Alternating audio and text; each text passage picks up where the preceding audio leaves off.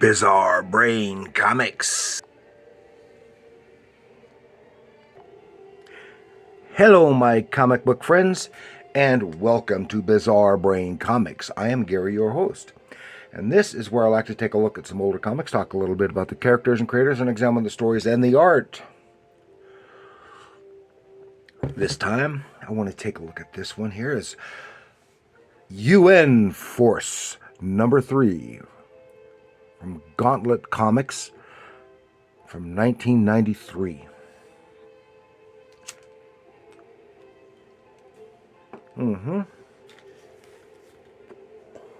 Chances are you've probably never heard of either one of these. That is the UN Force or Gauntlet Comics. And Gauntlet Comics is an imprint of Caliber Press, which was still a small publisher. From the way I understand it, is that Gauntlet Comics was like a small studio which packaged the product, in this case this comic book, for Caliber, and then Caliber published it. That's the way I understand it. If I'm incorrect, let me know. And UN Force is an international team of superheroes, which is 24 in number, working together under the auspices of the United Nations. But because they're all from different countries, they also work for their individual countries, sometimes they're at odds with each other. But by and large, they're supposed to work together as a team for whatever menaces there happen to be for the United Nations. And this is written by Brent Dorian Carpenter, with art by Paul J. Kowalski. And I've never heard of either one of these guys before or since. So I don't know. Before we get into that, I want to tell you my new book is out and available, even though I'm having some problems with Amazon.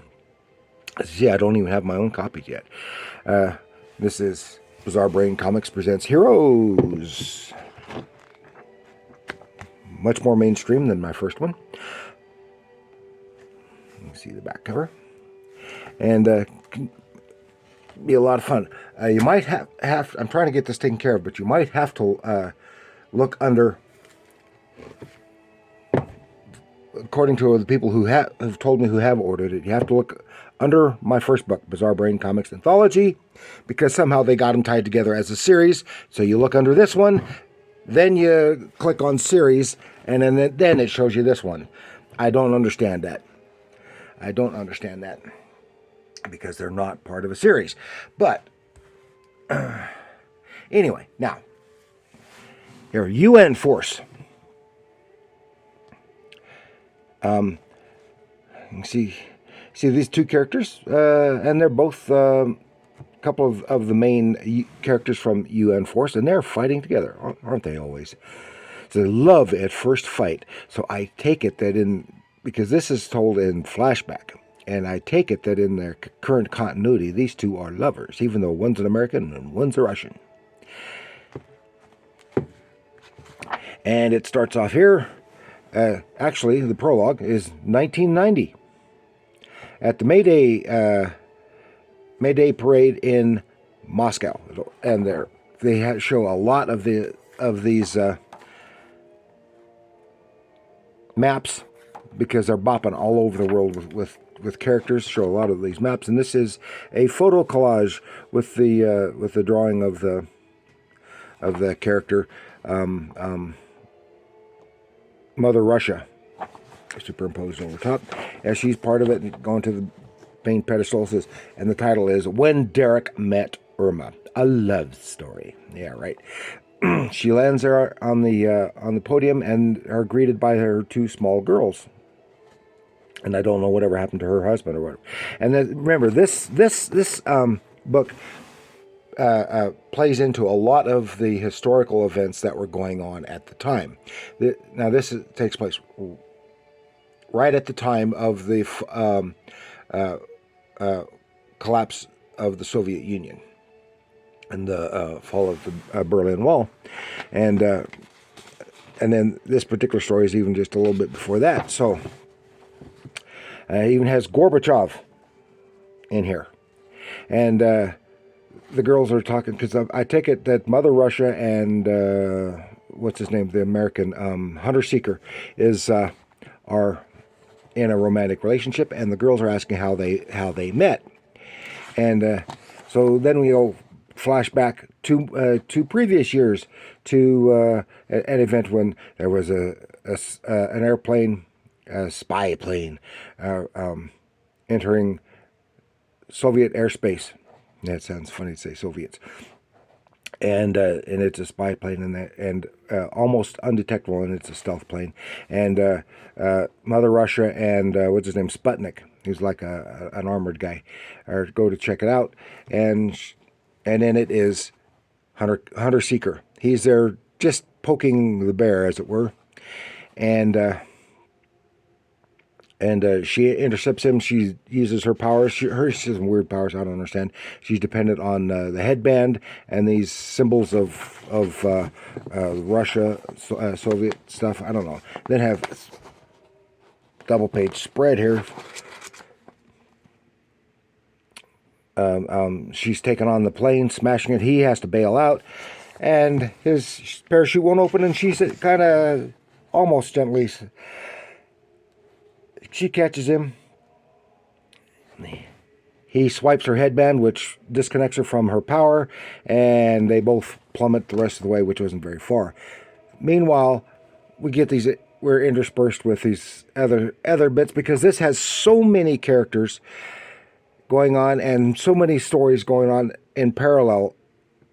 It is hard to tell what's going on and to keep up, because they're just little snippets here and there that you don't get much of any one story. But in an issue here, you do a little bit. This is in South Africa. Some terrorists doing some stuff, and this lady, I've forgotten her name, stopping them, and then they're going to shoot her. Then she is pretty much rescued by this other lady, and they despise each other. Turns out they were... One's white, one's black. Remember, this is at the time of, right at the end of apartheid in South Africa. And both these characters grew up together as close friends. Now they hate each other because they're on opposite ends of the political spectrum. But they are tied together. Their powers are tied together, and they're both become part of UN Force. And she is saved by the other, and then they argue, and then... the black lady is assaulted by her part of her own community, because she saved her. Said because they see her, the blonde white lady, as a villain, oppressor for apartheid. They're going to necklace her, but then she is saved by her former friend, and they unknowingly merge together as one being, and they don't understand what's going on, and that's the end of that. Then we have another interlude with another character, which is really unimportant. Then the two, back to the characters, our main characters, and then their other Russian superheroine, Tank, comes smashing through, and she's close friends with Mother Russia, and she's going to take off and go find her friend, because they've lost contact. And meanwhile, Hunter Seeker has picked up Mother Russia over his shoulder. She's got an injured leg, and he is carrying her across the desert. And they bicker and argue, and then they have to work together when they're attacked by some border bandits. And Tank then goes to the location where the plane crashed, and then starts tracking them. And when they call her Tank, you can see why they call her Tank. She's great, big, massive, and metal. So they fight off the bandits, work together. Then they get a horse from the bandits. And see, Hunter Seeker is a super soldier. He's kind of like Captain America in a way. And so they wind up saving each other. They get to a village on horseback just as Tank arrives to find her friend okay, and Hunter Seeker then takes off on his own to pop up on the other side of the desert a few days later. And then there's some other unimportant stuff. One of the heroes is actually working for a drug organization, something else. And here we get a little snippet of the British hero on Salisbury. I can't remember his name. Sir Reginald Antilles. I've forgotten what his superhero name is. And someone is doing some spying and stuff. And it is very difficult to follow. Now I wanted to talk about the art. The art is not bad. Some decent storytelling when they have some story to tell. And has some good page layouts and interesting and good page layout, good story, visual storytelling and page panel-to-panel storytelling going on here. The art is leaning towards the what they had the image look at that time, and I would say it's for the most part right at the edge of being professional. It is professional with a little, and it's better, much better than what they call a power comic. But it's nice draftsmanship, but there's some weaknesses, and we all have weaknesses. I see a lot of my weaknesses and stuff, but I think it's pretty decent. It is pretty good overall, artistically speaking, and I think the crafting of the story is okay. It's just that the format of it is what's not thrilling, and because you can't really get much of a story the way they're telling it, zipping back and forth between so many characters. And as an example, here is UN Force Files number 0. This is actually prelude issue to a secondary UN Force title that we're going to have other stories